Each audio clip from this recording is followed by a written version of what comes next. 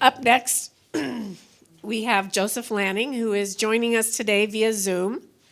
Joseph is a reference librarian at the Billings Public Library.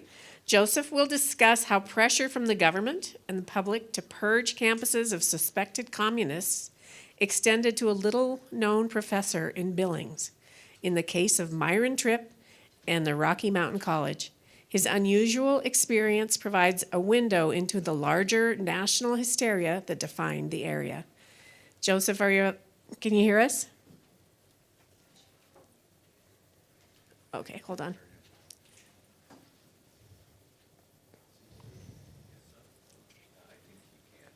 Okay, can you hear us now? Yes. Can you hear me okay? We can, thank you. Wonderful. So what I'm going to do is work on sharing this screen. So we'll do that right off the bat. There's my request to share.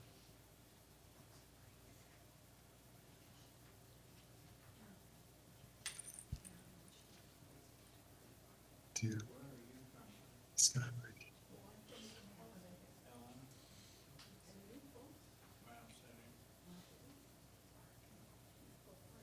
Can we see that on the screen, that full left out in the cold Yes, slide? yep, we can see it. Wonderful. Well, thank you very much. My name is Joe Lanning, and I am the Montana Room Librarian with the Billings Public Library. And very happy to share with you this story today about Myron Tripp and Rocky Mountain College. Very sorry that I couldn't be there with you in person. I have a nagging back injury that I just didn't really want to test the drive from Billings to Helena. So thank you very much to the entire MTHS staff for letting me present virtually and still share with you this story, because I think it's a fascinating one, and it's unique as well. Not only because it's one out of just a handful known occurrences of academic freedom violations that happened here in Montana during the McCarthy era, but also because there are some elements and details to this one little story that we don't often see, even when examining cases nationwide. And I'm going to introduce you to the story the same way that I was introduced to it, and just start off by reading this letter that's on the screen here that Myron Tripp sent to Ann Whitmack, who is the director of the Parmley Billings Library. That was the name of our library, back in October of 1956. And I found this letter while just weeding through some of our vertical files, stacks and stacks of newspaper clippings, kind of, that I just didn't need anymore. And then all of a sudden, here's this original letter. And I really couldn't believe what I had found, because I'm a bit of a Cold War history buff, and I did my master's thesis on a very similar topic. And here was this letter showing that there was actually a case locally.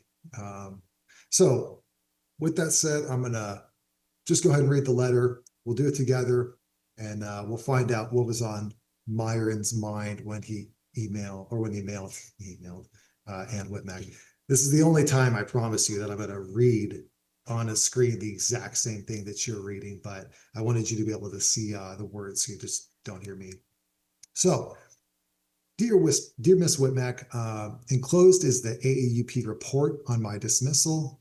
Oddly enough, I erroneously imagined in 1949 that I was voting on the liquor and gambling and other social issues in a manner acceptable to the Methodist and Congregationalist leaders, but E.E. Collins, John Keefe, and Reverend Mr. Beale and others voted to deprive me of my presumably permanent profession.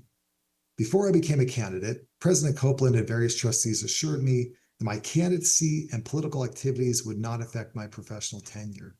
After the 1949 sessions, Keefe told me that prohibitionist and welfare states could not be tolerated, and much later, Reverend Caton told me fundamentalists and neo-Orthodox people were not wanted on the faculty of Rocky Mountain College. It is true that if I could live my life over again, I would not openly advocate legal equality for Negroes, labor safety bills, civil rights for Hutterites and other minorities, outlawry of gambling, and other ideas objectionable to Methodist and Congregationalist business leaders as long as my parents were alive. Since Billings church leaders have been communicating with the FBI and with schools where I've taught in order to disseminate false charges of communism against me, I've decided to move to Canada and become a British subject in order to escape further persecution from Methodists and Congregationalist patriots, quote unquote. This fall, I wish I could be back in Billings to work also for governor and Charles Banderell for state representative and against E. Collins, candidate for district judge. Every time I give my tithes and offering to the Orthodox Friends, it's with the prayer and hope that I can thereby do something to counteract the religious influence of A.G. Peterson, Reverend Akins, Beal, Collins, and Pierce. Yours truly, Myron Tripp. That's the letter that I came across in our archive, and I think you can get a feeling for why I felt like I had to do something with it and find out what had happened to Myron, as well as find out what Rocky's side of the story was. And I'm happy to share that with you today, or at least what I found out so far, and I really look forward to finding out what you think about this little piece of Montana Cold War history. So let's formally begin. I'm going to start with a little bit of background on Rocky Mountain College, a small Christian college located in Billings, Montana, still there today. In 1947, just 2 years before all this with Myron occurred, Rocky was incorporated by way of merger between Intermountain Union College and Billings Polytechnic Institute. The purpose of this unification was to take these two smaller Christian colleges and merge them into one singular Christian university. One that could provide a baccalaureate education like the one that Eastern Montana Normal School could, now known as MSU Billings, but also with Christian values baked into the education and the students' overall college experience. So dress codes were in place at Rocky and curfews were enforced. And the legal doctrine known as in loco parentis, or essentially when the university acts in place of the parent, now that the student is away from the parent, that was definitely practiced. The college was affiliated with 3 Christian denominations, Methodist, Presbyterian, and Congregationalism, and it was a member of several organizations, the Congregational Christian College Council, the Board of Christian Education of the Presbyterian Church. It was endorsed by the Baptist Convention of Montana. My point being that Rocky was a very Christian college, right from the beginning, in its roots and very much by design. The Board of Trustees at this time was made up of 5 clergymen, 5 businessmen, and 3 professional men. And at this early stage of the college's experience, these men were facing some pretty serious financial challenges. And you can see this in the board minutes, that things like repair costs for leaky pipes really weighed on the members. Times were tight, financially speaking. Why were times tight? It turns out, I don't know if you know this, I didn't really know this, but it turns out that enrollment's a pretty significant source of revenue for colleges and universities. And semester after semester, enrollment had been much lower than anticipated, sometimes half of what they had been hoping for. So to put that in perspective, let's say 500 students enroll for $150 each every semester. 500 students at that rate would bring in $75,000. But when only 220 enroll, right, at the same rate, that brings in $33,000. And that's what had been occurring semester after semester since their opening. And that's a pretty nasty hit for a college that runs on an annual operating budget of $200,000. And the reason for that lower than expected enrollment numbers, it's a couple reasons, but I mean, a major one was that Rocky was only recognized at this point as a junior college. And this academic limitation was making it very difficult to attract students away from Eastern Normal, where you could get a bachelor's degree, or the University of Montana, or even smallest colleges locally outside the state. Rocky needed that accreditation as a baccalaureate institution. That was the college's main goal at this time, and you can again see that all throughout the board minutes.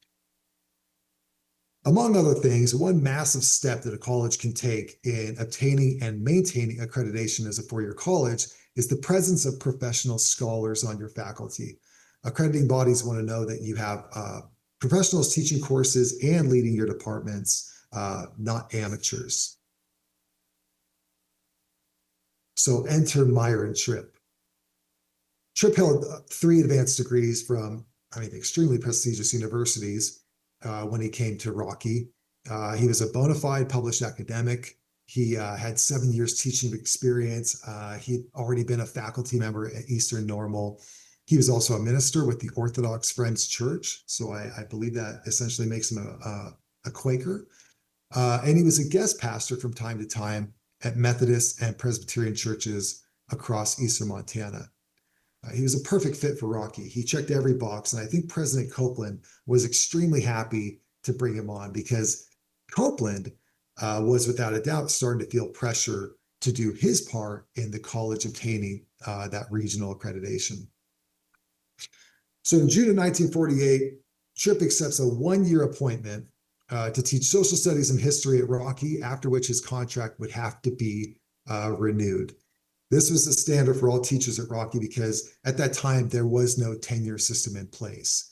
Now, we know that Tripp claims in that letter, that permanent position, we know that he claims that he had that permanent spot, but it was in sort of a handshake kind of deal between him and Copeland. And that probably did happen. But the fact is that nobody at Rocky actually had tenure at that time. Okay, great. So Myron Tripp goes to Rocky, gets a job. During his first semester there, which is the fall of 1948, he decides to run for the Montana House of Representatives, representing Yellowstone County as a Democrat. And what do you know? In November, he wins his election. But he's still a teacher at Rocky, right? He signed that 1-year agreement. He's got 3 more semesters to go. So he and the board arranged for one Fanny Gitlin out of Chicago to come in and fill in for Tripp as a substitute for the remainder of his contract. So for the coming winter, spring, and summer semesters. So Tripp finishes his first semester, finishes up the fall semester, and in January of 1949, he heads out to Helena to legislate as the lone Democrat out of 5 Yellowstone County representatives. But remember, 1949 is a pretty up year for Democrats, right? Truman won the presidency, right, over Dewey with the newspaper holding it up. Democrats had won the House nationally, and Democrats had won the House in Montana. So maybe all these wins for Democrats made Tripp hopeful that he was part of a national progressive-minded movement, right? Maybe he could go off to Helena and really advocate for what he believed in and get some progressive legislation pushed through. And that is definitely not what happened. Here's a handful of bills that Tripp supported and publicly endorsed during that 1949 legislative session and how they fared. I'm not going to go into them with you one by one. Time is short, but you can get a sense of their overall nature. They're very pro-worker. They're pro-regulation. I mean, that first one increased taxes on oil produced in Montana but sold outside the state. They're like I said, pro-worker, pro-regulation, and just altogether progressive-minded, I think we'd agree. This is probably why the newspaper, the People's Voice, loved Tripp, and why other more mainstream papers, like you see on the right with the Dillon Tribune, kind of love to point out his failures, kind of pick him apart in the press. We know, though, from his letter to Ann Whitmack, we know from that letter that he was legislating out there in ways that were in line not just with his Christian values, so he thought, right? But also, quote, in a manner acceptable to the Methodist and Congregationalist leaders of Billings. And we also know that he felt safe from retaliation for his political activities. But after a couple of months of voting entirely opposite to how the other 4 representatives from Yellowstone County were voting, one of them, and I don't know who, it's not listed in the report, just as Representative M dash. I'm assuming that means Representative Melvin Hoynes, but I can't clarify that. Anyways, one of the representatives reached out to a couple of friends on the Rocky Mountain College board, namely Elmer Collins and John Keefe, who Myron named in his letter, letting them know that Tripp was voting in ways, quote, unfriendly to business interests. Which was not great, right? Because the board of that small Christian college that was in a financially precarious situation was currently actively seeking funding from local business leaders in Billings. Now, eventually, Tripp goes out to Helena in January through March. That's the legislative session. Probably around February or early March, Tripp gets word from a friendly board member on the board at Rocky that his reappointment at the college maybe isn't as set in stone anymore as he thinks it is. Again, despite that belief that he has a permanent position on the faculty.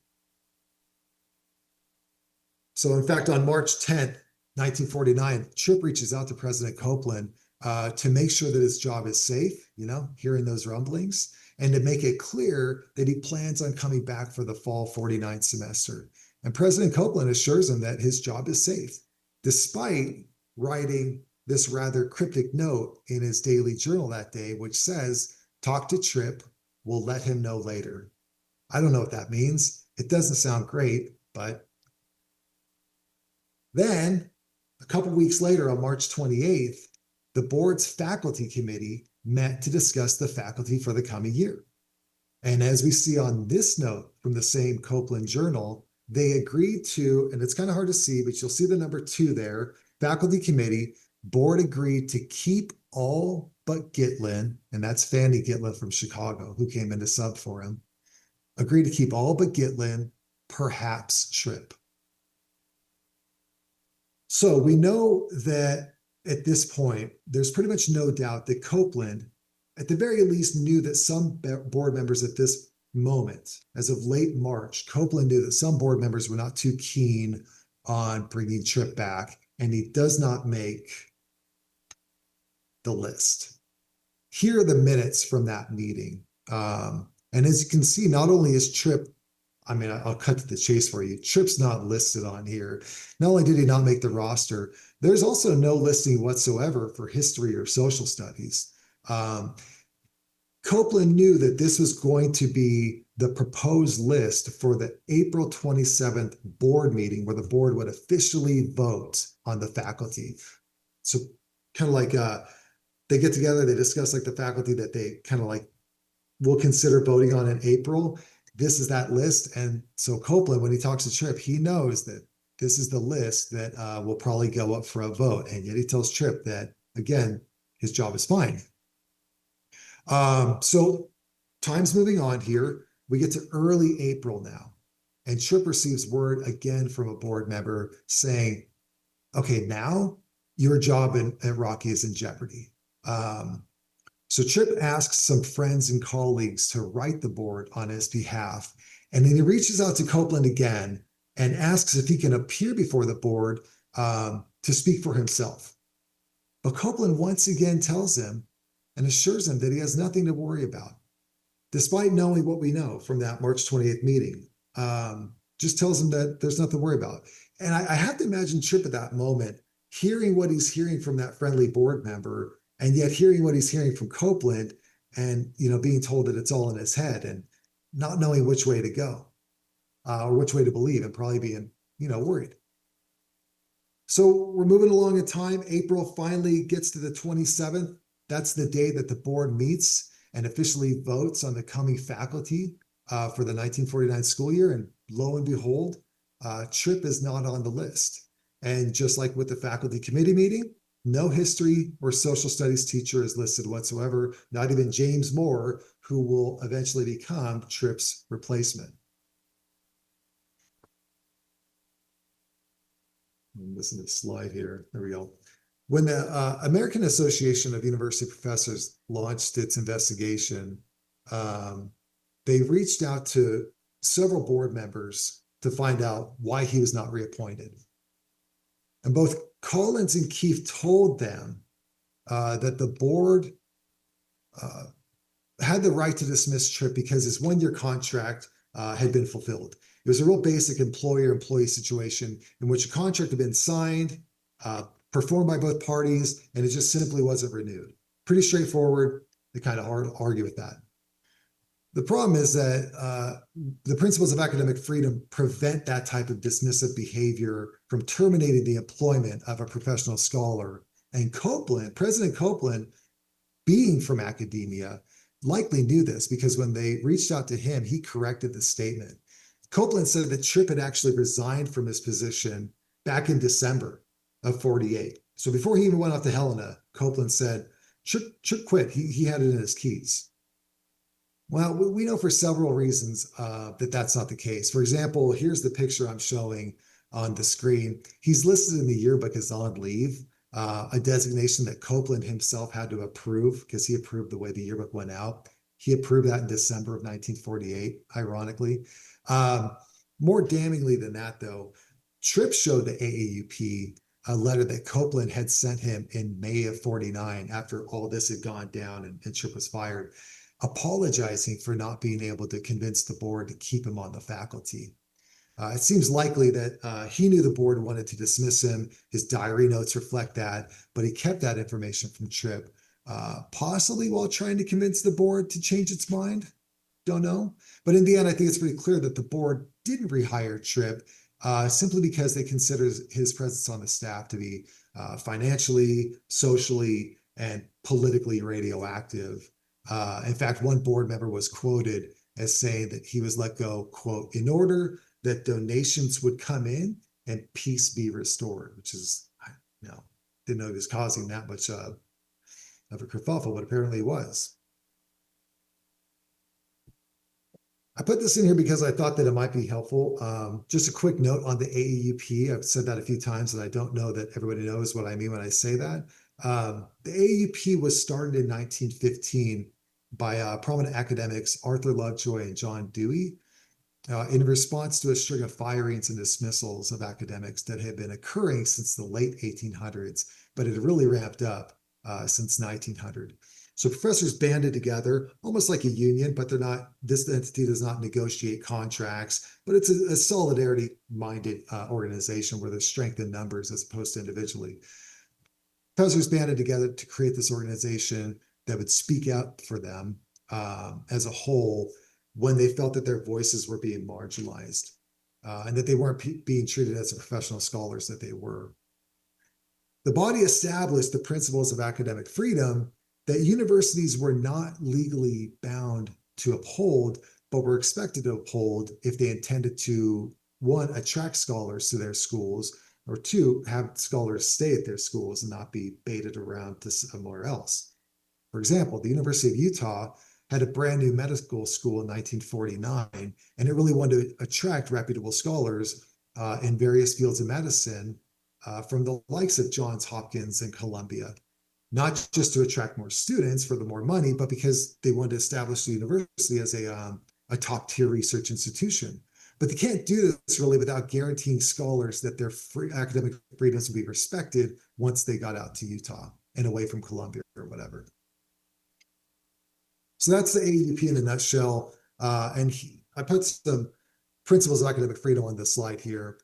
The one highlighted is one of the two that the AAUP recognized as a violation. Basically says that a teacher is a citizen, and when they write or speak as citizens, that they should be free from censorship or discipline. And the next one here, the one that's highlighted, kind of reinforces that. It basically says that academic freedoms are provided to all faculty members, regardless of whether they have tenure or not. So they thought of that. Maybe that little caveat, they thought of that. And that includes contracted teachers at colleges with no tenure system in place. Doesn't matter if you're an academic, a scholar, you will get academic freedoms, given to you. So despite what Collins and Keefe thought made perfect business sense, Rocky was not allowed, if they cared about respecting the principles of academic freedom, to just cut Tripp loose, and surely not because of his political, personal leanings and activities. Now, Tripp is just one out of well over 100 academics who, just between 1949 and 55, were fired or denied tenure, they were not reappointed, or they were in some other way disciplined because of their political beliefs, the affiliations they had maybe previously, refusing to testify before HUAC was a big one, pleading the fifth in front of HUAC was a big one, or refusing to sign a loyalty oath. We know there were even more violations than this that never came to light because the victims just never reached out to the AAUP. They were fired, they left their institution quietly, and they really just wanted to find a new job at a different institution without bringing much attention to them, their case. And just in case you're curious why the AAUP's report came out 7 years later, because Myron wrote that letter in 56 and he attached the AAUP report, but this happened in 49. The AAUP did not investigate a single report submitted to it between 1949 and 54. It wasn't until 1955 that, while under a new president, that investigations were conducted. All claims that had been submitted previously were investigated, and that's why they released the report on Tripp in 1956, 7 years later. And for clarity, all the pins on this map right now are universities. They're not individual cases. So some of them, like the one in California in San Francisco, has about 16 or so cases. University of Washington has 3. East Coast, there's numerous cases at one institution. So not individual cases. These were just universities. Now, most of these victims, as you would probably guess, knowing Cold War history and this period, had to defend themselves against accusations of communism. Tripp was no different. He was accused numerous times of being a communist, once by his fellow Yellowstone County representatives, and then a couple times by those board members. He vociferously denied any attachment and argued that as early as 1934, he was denouncing communism in speeches that he gave to labor groups. And that some of his writings while at Ohio State were denounced by the Communist Club. Not only that, but the Liberal Commonwealth Club that he organized specifically excluded communists and fascists. The accusations of an allegiance to communism is how Tripp's case resembles so many others on the map, but there are also some signs and some things that make Tripp stand out from the rest. One, like many others, he was targeted for his political rhetoric and activities outside the college, but unlike other squeaky wheels at the time, Tripp had the unique experience of a circumstance of actually being a state legislator, right, with the platform that came with it. So he wasn't just out there advocating for progressive policies. He was responsible for bringing those policies to a vote. And he also got in the paper quite often when he did that. 2, something you don't see very often, Tripp's devout Christian beliefs definitely make him an outlier. He was dumbfounded that the way he saw it, it was his Christian beliefs that identified him as a target, because when he was out there legislating in ways critical of business interests, he did so as a Christian. And I think he honestly expected that other Christians, especially at Rocky and on the board at that Christian college, would at least understand or maybe respect his reasoning if they didn't agree with it. And lastly, most obviously maybe, his regret for openly advocating for progressive policies, that statement in his letter, sets him way apart from other victims of this era. Whether we take it seriously or not, I've talked to a few scholars about this, and maybe some of them think like, well, maybe it's sarcastic. Maybe not. He put it on paper and he sent it to someone. And so if he was saying it hyperbolically, he didn't clarify that. It's just left there looking like a very serious statement.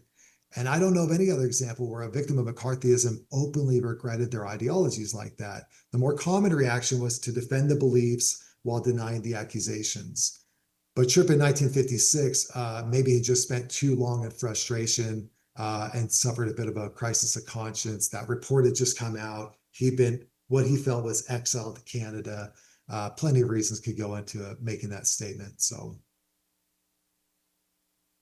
ladies and gentlemen, that's it. That's the short story of Myron Tripp at Rocky Mountain College. I want to say thanks to Bobby Odie, who's the director of the Rocky Mountain College and Archives. She's phenomenal, answered so many questions. I have a great staff at the library that encourages me to do this kind of stuff. And Rich and Lindsay over at the Historical Society is just phenomenal, providing me all the information I could ever want. Thanks again to Christine and Bennett and the whole IT staff, Peter, for doing this for me. While I take questions, here's some resources that I used putting this presentation together. So while Edna and I do this for questions, if you have any interest, this is what I used. And thanks very much for listening.